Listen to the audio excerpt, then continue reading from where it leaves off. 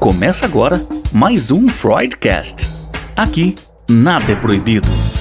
Vamos falar de angústia, sexualidade, maternidade, pânico, remédios, síndromes, fetiches e tantos outros assuntos que envolvem nosso inconsciente, só que, desta vez, quem vai sentar no divã são as neuroses e não o paciente. Alerto que nem sempre teremos respostas prontas, mas prometemos que, no mínimo, você vai ser desafiado para olhar a si mesmo e repensar sua vida. Começa agora, Freudcast. Olá, bem-vindo ao Freudcast. Provavelmente você já sonhou. O que são sonhos? Será que existem sonhos premonitórios? O que é o sonho para a psicanálise? Bom, todas essas respostas serão dadas para nós hoje no nosso bate-papo pelo professor e psicanalista Fábio Dalmolin. Fábio, bem-vindo ao Freudcast. Oi, tudo bem, Rose? Muito obrigado. Estou aqui de novo. Agradeço muito o convite para a gente poder conversar sobre esse tema maravilhoso. Pois é, você viu que nós gostamos do teu papo, né? Que te trouxemos de volta. Bom, Fábio, o que é o sonho para a psicanálise?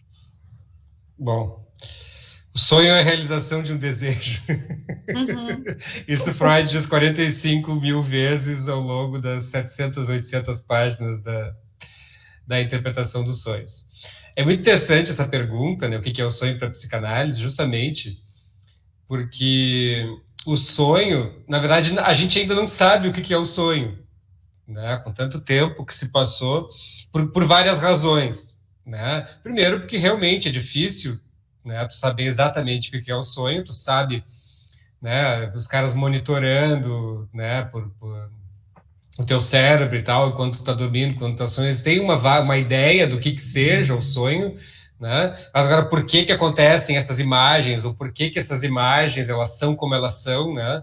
Todas essas questões de lembrar, não lembrar o sonho, né? O que é isso do sonho, né? Essas imagens e essas histórias que acontecem, né, com a gente quando a gente está dormindo, e que são pouquíssimos minutos também, é outro, que é um fenômeno fantástico, né, daí você descobre que o estágio REM, que é o estágio de ondas cerebrais, onde acontece o sonho, ele dura 20 minutos, né, e quando, na verdade, às vezes tu dorme, sei lá, 5, 6 horas, né, e tu acha que tu sonhou durante muito tempo, ou às vezes tu dorme 5 minutos só, né, e tu já tem um sonho super complexo e tal, então ele também forma uma deformação temporal, né, que o Freud trata isso na interpretação dos sonhos, né, e o que o sonho significa também é algo muito complexo e a gente não sabe, na verdade, né? O que acontece, claro, que desde que a gente começou a pensar, né, desde que a humanidade começou a se chamar de humanidade, começou a se chamar de Homo sapiens, e começou a falar, a desenvolver a fala, como a gente está aqui conversando, né, e uma pessoa começou a expressar para outra o que seria, que teria acontecido com ela naquela noite, né, muitas coisas vão surgir, né, uma magia, claro, porque o sonho ele tem algo muito mágico, né, ele tem algo do absurdo, algo do... Realmente, imagina, tu consegue viajar no tempo no sonho, né, tu consegue romper as leis da gravidade no sonho, né, tu consegue fazer misturas de coisas no sonho, misturar pessoas no sonho, né? Então, a partir daí, imagina, né, Rose, que se a gente fosse pegar a história da psicologia, né, e a psicanálise está inserida nisso, né, a história da psicologia, ela vem desde tempos antigos, né, a história da psicologia ocidental, na verdade, porque existe uma psicologia dos povos originários do Brasil, uma psicologia dos povos, dos milhares de povos que existem na África, né, na África do Sul, na África do Norte, na Ásia. Cada povo vai ter a sua psicologia, a sua ideia do que é o pensamento, a sua ideia do que é as ideias. A nossa aqui se inscreve numa tradição greco-romana, né? Que vem, né? A psicologia ela vem desde a época dos pré-socráticos, né? Como especulação sobre o que é o psiquismo, e o sonho está envolvido nisso, né? O Freud cita bastante isso, Aristóteles, principalmente, ele cita no sonho, né? Platão, na interpretação dos sonhos. Mas o que acontece quando chega a psicanálise, né? É que quando a psicanálise ela vai surgir numa confluência, né, entre a psicologia filosófica e a psicologia com uma tradição que vem da anatomia, da fisiologia e da psicofisiologia. A neurociência. Freud era neurologista. E isso é muito importante. Né? Entendi. Agora, pode falar. Por que é importante Freud ser neurologista? Né? Porque naquela época o Freud quase descobriu o neurônio. Né? Faltou pouquinho para o Freud descobrir o neurônio, ele descobriu outras coisas importantes. Mas... E tu vê que quando esse plano da clínica médica está se configurando dentro da neurociência, da psiquiatria, da psicopatologia nosológica, onde o Bleuler lá está inventando, né, o Bleuler, que era o cara que era o diretor do Hospital Burgosli, onde estudou Jung, e Jung e Freud têm essa coisa em comum, né? Eles vão inventar uma clínica, Jung psiquiatra e Freud neurologista, vão sair da neurologia e da psiquiatria para entrar num campo de uma psicologia, de novo. Que aí já vai ser meio uma interface disso. E aí a questão do sonho entra. Agora, por exemplo, não sabemos ainda o que é um sonho, mas Freud dizia que era a realização de um desejo. A gente sabe que existe um sensor, né, para impedir que esses pensamentos eles venham para o inconsciente. E dá para dizer que esse sensor, quando nós adormecemos, ele baixa a vigília, e aí o inconsciente distorce aquelas informações que nós temos, para que ela passe durante esse sono nosso, para que ele possa ser manifestado, e aí a gente consiga sonhar. Me explica o que é isso. Sim, essa é a grande questão, né? Porque naquela época, né, se imaginava que tudo era sintoma neurológico, né, e os sintomas neurológicos, e aquilo que a neurologia e a psiquiatria deveria se haver eram os grandes sintomas, né, a esquizofrenia, a demência precoce, que depois vira esquizofrenia, a melancolia, né, a epilepsia, né, a loucura e tudo mais, né, as parafrenias, as neuroses obsessivas, as neurastenias, né? Tudo isso era objeto de estudo da neurologia e da psiquiatria, né? Até que vai surgir uma coisa importante, que é a histeria, que ela vai ser um grande enigma, né? Porque a grande questão é essa, assim, bom, ela vai ter... tu não sabe direito o que ela é, vai ter milhares de teorias sobre ela, inclusive de que ela é uma doença só de mulheres, por isso esse nome, né? E de que vai existir uma ligação direta do útero com o cérebro, né?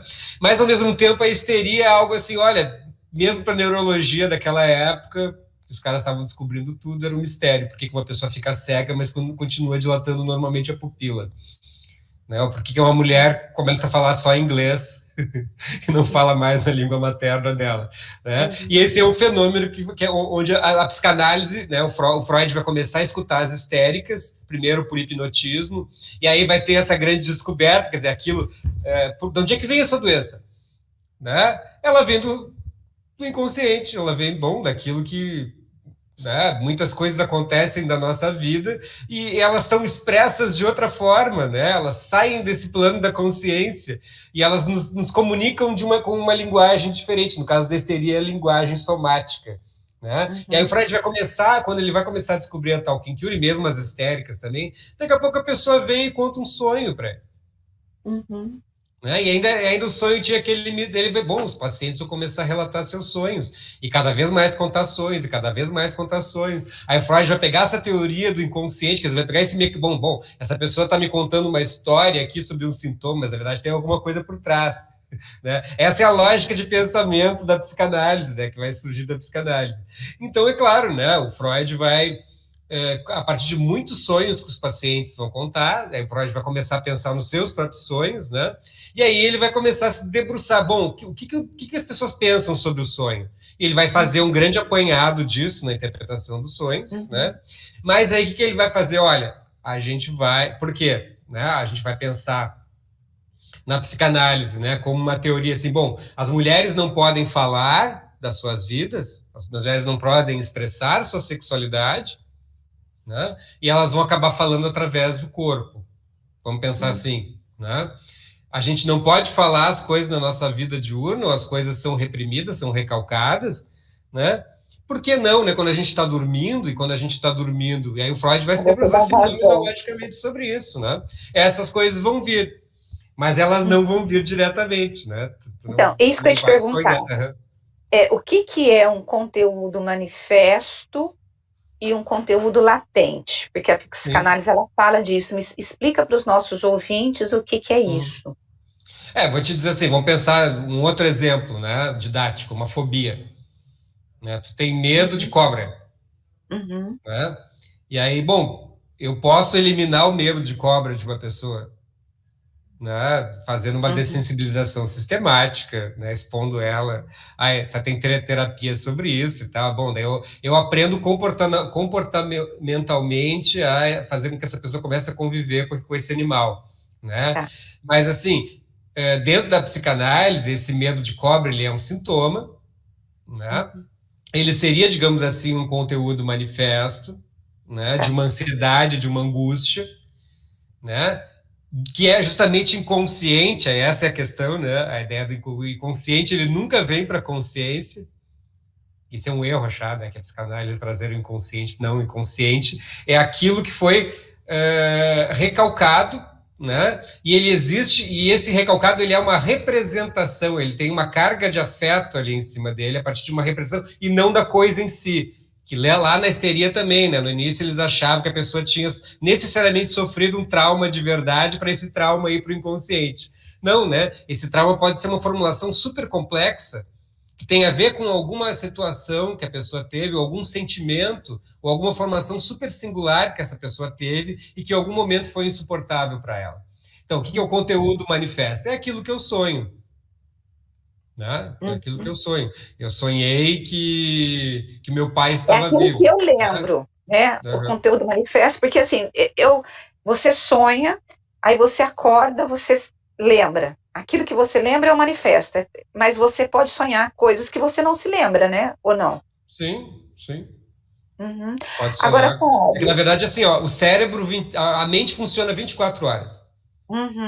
Tá. Não para de pensar em nenhum, tu nunca consegue parar de pensar. Então, imagina, tu não tem 24 horas daquilo que acontece na tua vida gravado. Tem até um conto do Borges que é sobre isso, né? O Funes, o Memorioso, que é o cara que lembra 100% das coisas. Não existe isso, né? Agora, por exemplo, quando eu sonho, e você falou que é o inconsciente trazendo muita coisa daquilo que está recalcado lá dentro da gente, né? Esse sonho, ele nem sempre ele vem em cima daquilo que realmente ele significa, ele vem meio distorcido, né? E como que o psicanalista... Porque eu vou confessar para você que tem, às vezes, quando eu leio o Freud, né, e a interpretação dos sonhos, eu acho assim, ou ele é muito inteligente, ou ele viaja demais naquelas interpretações, porque assim, quando você pensa, você fala, de onde que ele tirou isso? Que isso significa aquilo, né? Eu sei que na psicanálise, quem tem que fazer a interpretação é o paciente, é isso? É assim que você trabalha? É assim que a psicanálise trabalha? Por exemplo, o paciente vem e ele traz um sonho. Eu sonhei que eu, sei lá, estava andando de bicicleta. E como que você vai trabalhar isso para poder entrar naquele conteúdo que está lá atrás, que está guardado dentro do inconsciente? Tem uma palavra que o Freud usa na interpretação dos sonhos que se chama deslocamento. Né? Condensação e deslocamento. Metáfora, metonímia e tal. Deslocamento também é uma palavra que significa transferência. Eu transfiro uma coisa para outra. Então, o ato analítico, né, normalmente a gente pode pensar, né, de que, bom, é o paciente mas não é, né? Senão bastaria a autoanálise. Né? Então, a situação psicanalítica, a interpretação psicanalítica, ela só existe dentro da situação psicanalítica de transferência. Sim, esse é um capítulo que o Freud fala ali sobre os sonhos simbólicos. Né? Que tipo, tu tem um conteúdo geral para aquilo que tu sonhou. Né? Tipo, sonhei com uma cobra. Né? O Freud vai dizer, não, existe esse conteúdo simbólico, claro, mas quando esse sonho é narrado, Ele tem um objetivo de por que ele é narrado naquele momento da análise do sujeito. Entendi. Agora, qual que é a diferença, Fábio, dos sonhos para a psicanálise? Não sei nem se a pergunta correta seria a diferença, ou se existe sonhos premonitórios. Porque muitas religiões, elas trabalham com essa questão do sonho premonitório, né? Tipo, vai acontecer alguma coisa. Isso não tem nada a ver com a psicanálise, né? Na verdade, não sei, né? Porque a psicanálise brinca com essa questão da temporalidade. Né? Então, tem sonhos o Freud vai falar dos sonhos de antecipação. Né? Tu vai pensar em sonho premonitório. O que é? Eu teria que fazer uma pesquisa, né? Do tipo, a cada 100 coisas que tu sonha, né? Quantas delas acontecem? Né? E, na verdade, a gente sonha com coisas que acontecem. Né? Porque, em primeiro lugar, o ato de sonhar, ele existe nesse universo. Né? Por exemplo, tu poderia ontem ter sonhado que nós fizemos esse podcast aqui. Sim. Então, é um sonho premonitório, antecipatório. Né? Sonhar com aquela história, né? Muitos alunos me perguntam, né? Porque eu dou aula para outros cursos. A pessoa chega, eu sonhei com uma coisa e ela aconteceu. Aí eu digo, tu me passa então os números da Mega Sena. Né? Porque tu vai sonhar com os. Não é assim que funciona. Né? Em primeiro lugar, a gente tinha falado isso no grupo, não sei se tu chegou a assistir esse encontro, né? Mas assim, em primeiro lugar, a nossa ideia de tempo, muitas vezes, ela é limitada a uma linearidade. Então, a gente sempre acha passado, presente e futuro, né? Quando, na verdade, não é. Né? O tempo, ele é um fluxo. Né? A temporalidade, o tempo, ele passa no próprio sonho isso, né? Tu sonha 5 minutos, parece que tu sonhou né? Então tem porque, claro, a noção de tempo é uma noção da consciência. Einstein lá, o tempo é relativo. Né? Então, outra coisa, o sonho, ele é um trabalho intenso, né? É a realização do desejo, né? Então, tu pode sonhar, tu tá com sede, tu sonha que tu bebe água. Né? Pois é, você acorda de madrugada, vai lá e bebe água. Né? Pois é, todo mundo já sonhou ou que estava caindo e tem aquela sensação horrorosa que você está caindo, ou muita gente já sonhou que está fazendo xixi na cama e efetivamente você faz xixi na cama, não é? Sim. Porque daí tem essa história, né, do sonho, evita que a gente desperte. Né? E outra coisa, a realização desde que o Freud fala, a pessoa que sonha que está com sede e ela toma água no sonho. Então, o sonho realiza o desejo mas não mata a sede. Então, realizar o desejo, desejar na psicanálise não é a mesma coisa que querer. Nem sempre você quer aquilo que você deseja. E essa é a grande questão da psicanálise. Né? Nós não sabemos, boa parte daquilo que existe na nossa vida psíquica, nós não necessariamente temos controle. Né? Ou eu quero muito alguma coisa, não quer dizer que eu realmente desejo aquilo. Né? Essa é a questão. Uma pessoa que ela é muito reprimida, ela sonha ou ela sonha menos? Na verdade, a minha pergunta é, uma pessoa que tem um superego super, assim, autoritário, que ele vai impedir essa pessoa de sonhar ou não? Isso não tem nada a ver. O Freud fala várias vezes na interpretação dos sonhos, né, de que, na verdade, o trabalho do sonho, que ele diz, ele é um trabalho traiçoeiro, né? O sonho não é revelador, o sonho é codificador. Então, o que seria uma pessoa muito reprimida, né? Mas, assim, o sonho, às vezes, ele tá te propondo enigmas e ele não quer que tu resolva os enigmas. Entendi. Entendeu? Porque isso, não tem uma teleologia aí, simplesmente tu sonha. Né? Simplesmente tu sonha. Né? E claro que tu vai sonhar com aquilo que tu pensou. Tu não pode sonhar com algo que tu não pensou. Né? E aí vai ter o trabalho do sonho de fazer as figurabilidades, as condensações, os deslocamentos, né? As antecipações, né? Mas às vezes o objetivo que nem o Solid fala uma hora, né? Se tu lembra, às vezes ele fala assim, olha, as coisas que tu esqueceu de contar para o teu analista, às vezes são as coisas mais importantes. Pois é. Porque aí o inconsciente está trabalhando, sabe? É um paradoxo, né, Rose? O inconsciente é sempre paradoxal. né? Sempre, o inconsciente sempre revela aquilo que ele quer esconder. Uhum.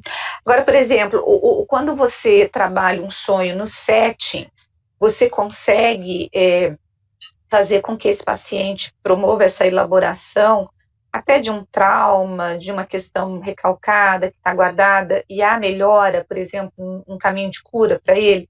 Porque eu estou tentando me lembrar, Fábio, do nome de um filme que eu assisti, fiz trabalho para psicanálise, e eu me esqueci agora, que deu um branco, que é de um índio que faz parte da Segunda Guerra, e não sei se você assistiu, e ele fica doente, ele começa a ser tratado num hospital, e como a cultura dele tem muito de sonhos, o psiquiatra dele acaba trabalhando muito essa questão.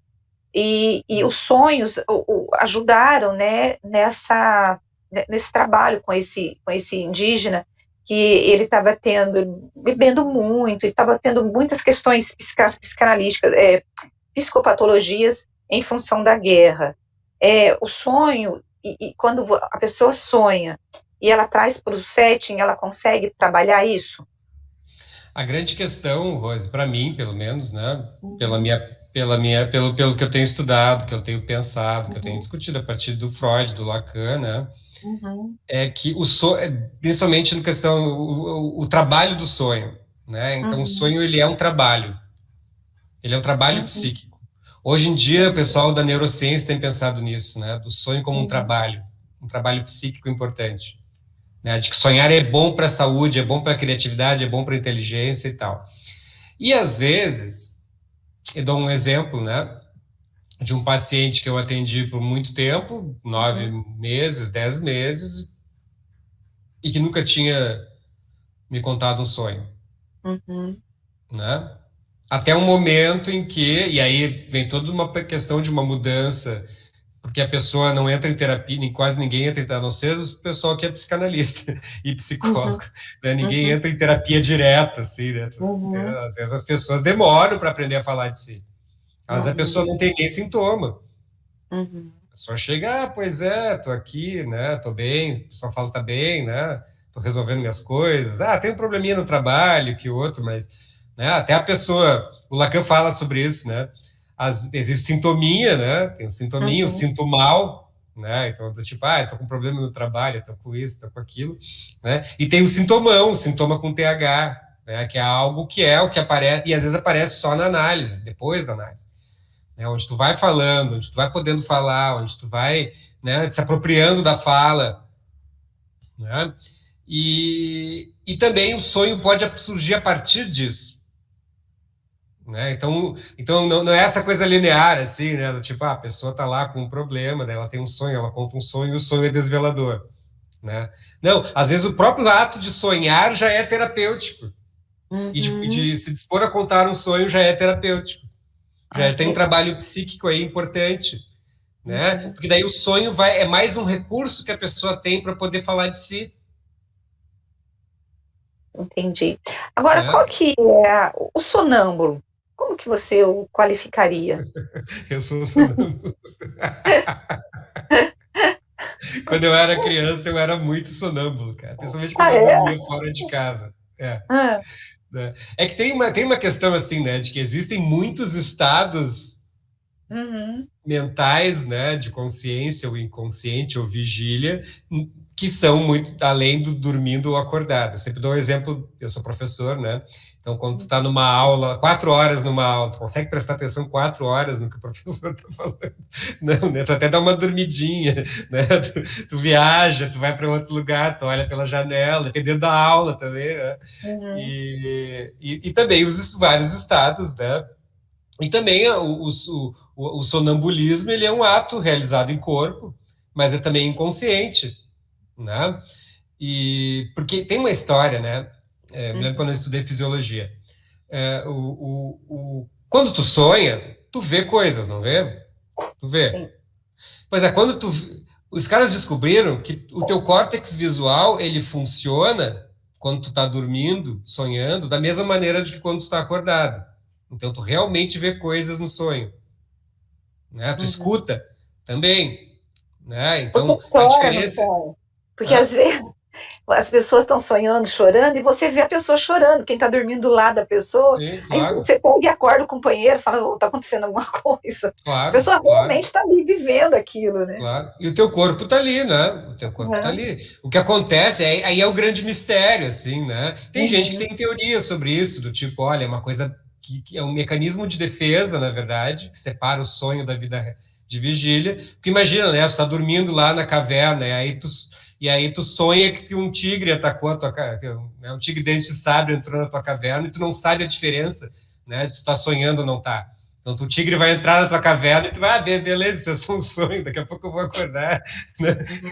Então, tem essa cisão, assim, né, da vida Uhum. de vigília para a vida do sonho, né? E realmente, né, e realmente também, né, como talvez seja, é bem interessante, tem, além do princípio do prazer, acho que o Freud fala alguma coisa assim, olha, o potencial da nossa do nosso cérebro, né, o potencial criativo do nosso cérebro, a gente não conhece ainda. Uhum. A gente não conhece ainda.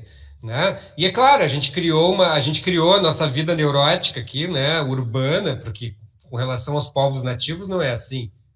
Uhum. Né? Os caras se relacionam praticamente com, por exemplo, drogas, né?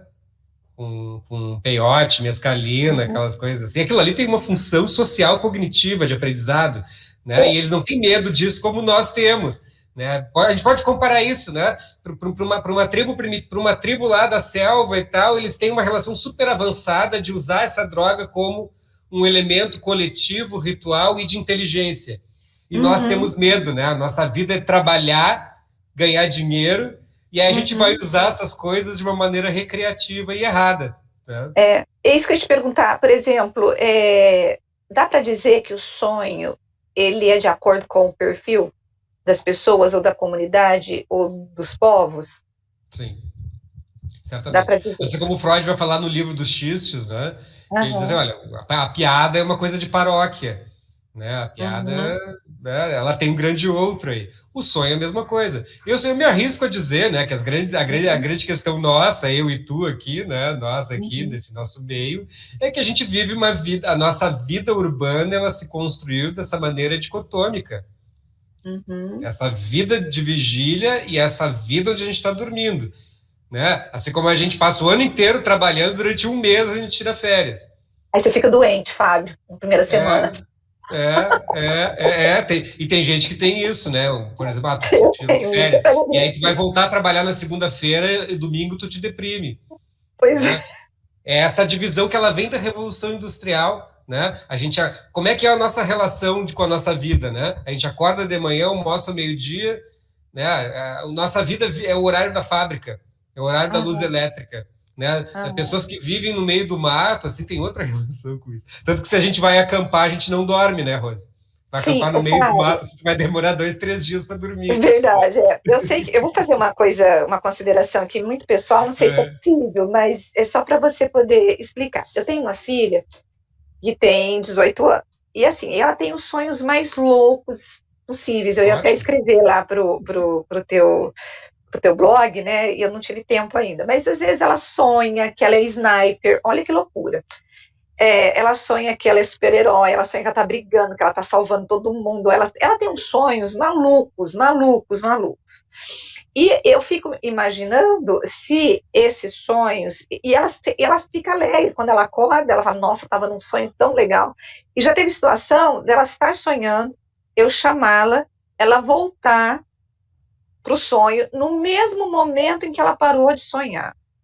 A minha pergunta é: o sonho ele pode ser prazeroso ou ele pode ser terrível? Porque aí eu já estou falando dos pesadelos, porque tem pessoas que têm muitos Sonho de pesadelos, né? angústia, Freud Sonhos dizia. de angústia. Como que o psicanalista ele pode ajudar esse paciente a ou sonhar mais para ter mais prazer, no caso da minha filha, que tem uns sonhos malucos, assim, eu não me lembro muito dos sonhos, mas, assim, ela conta cada sonho sem pé nem cabeça, que eu fico olhando para cara dela, aí eu só fico olhando, ela deve ter uma violência aí que está Mas qual é subliminar, o guardada, estranhamento, Rose, do sonho ser pé sem pé nem cabeça? Essa é a lógica, esse é o sonho. O sonho é é, naturalmente sem pé nem cabeça. pois assim, eu era sniper, mãe. Eu era sniper, acabava com bandido e eu lutava pra caramba. E ela é uma pessoa super Ótimo. pacata, e eu fico olhando, eu falei, nossa, preciso mandar isso pro Fábio lá pro laboratório, né? Como que é isso desses sonhos em que a pessoa ela acorda sentindo super prazer naquele sonho que ela teve e uma outra que, puxa, ela acorda deprimida porque foi terrível o sonho. Bom, aí a gente vai para o afeto do sonho, que é um capítulo da interpretação dos sonhos, né? Uhum, Depois o Freud vai trabalhar a questão da teoria das pulsões, uhum, né? Então, bom, no inconsciente tu tem agressividade, tu tem prazer, tu tem amor, tu tem dor, e tudo uhum, ali tá, né? A vida consciente é que coloca as coisas em caixinhas, né? Aquilo que é bom dá prazer e aquilo que é ruim é desprazer. No inconsciente uhum, tem funciona outra lógica, uhum, né? A gente pode ver, tu pode perguntar, tu pode achar assim, tu vê duas pessoas, tem um filme, um documentário, uhum, cara, que se chama No Porão, né? Que o cara pega, tem uma parte que aparece um casal sadomasoquista.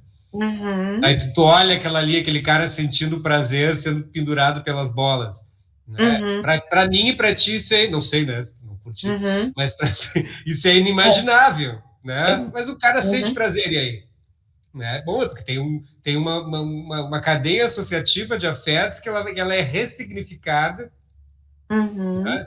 Então, bom, um sonho de angústia. Bom, uma coisa é o conteúdo do sonho, outra coisa é o sentimento. E uma grande Ah, questão da psicanálise é isso, a angústia é uma relação a isso. Olha, às vezes a pessoa tem um afeto, muita gente tem isso, chama de ansiedade. É um uhum, afeto que tu não sabe de onde é que vem. Bom, aí um dos objetivos da terapia, se o cara vai no psiquiatra, ele vai tomar um ansiolítico para tirar essa ansiedade, né? uhum, Quando se o cara vai para psicoterapia, bom, ele vai poder falar até um momento onde ele vai poder encontrar palavras que deem sentido para essa angústia. Essa angústia vem de algum lugar, ela tem alguma razão. Existe uma cadeia associativa super complexa que vai te conectar com aquela angústia, uhum. né? Ou com o prazer. Sim, Nem tudo aquilo que dá prazer é bom. pois é, nem, sabemos nem disso. tudo aquilo que provoca angústia é ruim. É Né? ruim, E né? os sonhos loucos, bom, a questão é a criatividade, é o conteúdo. Se é uma pessoa que Uhum. frequenta muito a ficção, né? Se é uma Ah, pessoa que bom. gosta de filmes e tal, porque o sonho não Uhum. vem o material do sonho não vem de qualquer lugar. Ele vem da tua vida. Ah, Né? isso O é que tu faz importante, que ali é você embaralhar falou. as coisas, né? É construir narrativas e depois Uhum. reconstruí-las totalmente de uma maneira oposta quando tu vai narrar o sonho. Então, esse é o Exato. que é o sonho em si. Bom, esse é o projeto do nosso blog Morfonautas. Né? Uhum. É um projeto de tu aproveita essa potência afetiva e criativa do sonho para transformar ele em texto. Uhum. Fábio, bom, eu sei que você tem paciente daqui a pouco, né? Nós precisamos terminar. Para finalizar esse nosso bate-papo do sonho, né? O sonho é legal sonhar, né? Sim, claro. É bom para a saúde. Inclusive, tem acontecido um problema, eu tenho visto isso, e eu Hum. já vi aquele Mário, como é que é o nome dele? Mário Costa Vem mais para o Pereira. meiozinho da câmera, Fábio. Ah, tá. Você está me ouvindo? Aham. Como é que é o nome? Mário Sérgio Costa Pereira, o nome dele, né? Cara de São Paulo Aham. ali, do corpo freudiano, não Aham. tem? Mário Costa Aham. Pereira, eu vi ele falando Aham. sobre isso, ele é psiquiatra, se não me engano, dizendo das pessoas que tomam excesso de medicação, né? Hum. E quem toma remédio para dormir, isso afeta o sono, isso afeta o sonho. Hum. Então, isso vem direto, né? Pessoas que tomam Uhum. 4, 5 medicações sem acompanhamento, tu Hum. toma medicação, aí tu não consegue, daí tu tem o ciclo da dependência química, né? Porque daí tu tem um efeito Uhum. aversivo, se tu não tomar o remédio, tu tem insônia, então tu toma o remédio para dormir, né? E a psicanálise é isso, né? É uma aposta Uhum. no sujeito, né? Produzindo, falando, enfrentando os seus problemas, e aí as pessoas recorrem a medicações. E essas medicações impedem a pessoa de sonhar, ou pelo Uhum. menos de lembrar o sonho. Uhum. Você acha que quando o sujeito escreve o sonho, ele está botando simbolismo naquilo, ele está conseguindo, talvez, não sei se interpretar ou não, é importante, porque o Morfonautas é isso, é de você É, jogar, colocar em palavras aquilo que você sonhou, né? Você acha que é sim, importante, até para o sim. autoconhecimento? Com o ato da escrita. Porque quando tu Uhum, escreve, tu sempre escreve para alguém, né? O uhum, Lacan diz no seminário lá da carta roubada, né? Mesmo que eu não saiba o significado daquela carta que aparece no conto do Edgar Allan Poe, né? O Lacan diz, uma carta sempre chega ao seu destino. E a outra pergunta que o Lacan faz é, a quem pertence uma carta? Essa é fundamental, isso é genial, cara. Quando alguém pergunta, é uma pergunta simples, né? A quem pertence uma carta? Mas a carta pertence ao seu autor ou à pessoa, ou ao destinatário? Né? E quando tu escreve uma carta, mesmo que tu não envie ela foi escrita para alguém. Então isso aí já é uma coisa fundamental, né? E quando tu escreve qualquer coisa, já tem um outramento aí, né? Já está pensando em alguém que vai ler. E o Morfonautas tem esta aposta. Nossa, e o Morfonauta, gente, quem está nos ouvindo, se você quiser visitar esse projeto, é muito legal, porque tem uns sonhos, assim, muito loucos, e é uma coisa, assim, que as pessoas... E que eu acho mais legal, Fábio, é de você ter a coragem de se expor, porque você está contando o teu sonho, você está se expondo ali, né? E é muito legal, porque você vê umas coisas assim, e você consegue ter acesso ao conteúdo psíquico, e você começa a olhar aquilo com outro olhar, né? Imagina, né, Rose? Hoje as pessoas passam o dia inteiro botando foto e fazem tudo que comem e que fazem, não sei o que, em rede social, né? E aí, e aí a gente vai lá e escreve um sonho num blog, pouquíssima gente vai ler. Quem é que vai ler aquilo ali, né? Ninguém vai ler. Né? Vem um professor maluco e decide montar um projeto, nós vamos escrever os sonhos, né? E quase ninguém lê os blogs do Morfonautas. Fábio, eu quero agradecer você pelo seu tempo. Muito obrigado. Né? Foi um papo excelente, foi muito legal sobre essa história do sonho. E muito obrigada, viu? E quem quiser visitar, quer passar, você quer dar o endereço, falar um pouquinho? A gente tem assim, ó, a gente fez um curso, a Rosa participou, né? E todos os meus cursos estão LexPart, LX, LexPart Lab, né? Laboratório de Extensão e Pesquisa em Psicanálise e Arte, Universidade Federal do Rio Grande. A gente tem um canal, né? LexPart Lab. Tudo que eu faço, os cursos que eu faço de extensão universitária estão lá.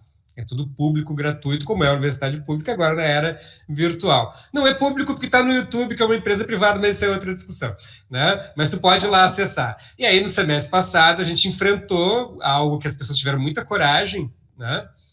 Que foi ler todo o texto do Freud, e ler de verdade, não é ler, né? A gente leu palavra por palavra, capítulo por capítulo, alternado com as leituras do nosso blog Morfonautas, morfonautas.com, né? Que é o blog onde as pessoas mandam os sonhos e escrevem seus sonhos ali. Então, quem quiser mandar sonho, dá uma olhada no blog, lá tem o e-mail e tal. Eu vou colocar o endereço quando eu for escrever o texto para chamar no site, eu vou colocar o endereço. Tá bom? Isso. Tá Fábio, muito obrigada, viu? Obrigado, Rose, foi muito bom. Um beijo para ti. Um beijo, galera.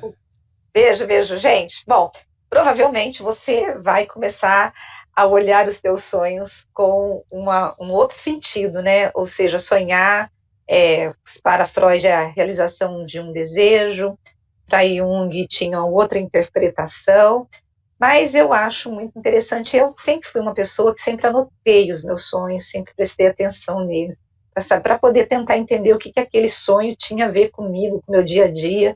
E depois que eu comecei a estudar psicanálise, eu fiquei ainda muito mais interessada pelos sonhos. E eu espero que você tenha curtido esse podcast. Quero pedir para você compartilhar nas suas redes sociais, para que esse podcast possa chegar a mais pessoas possíveis, tá bom? E a semana que vem nós vamos ter um outro tema, um outro assunto muito interessante para você. Beijo para você. Beijão. Tchau, tchau.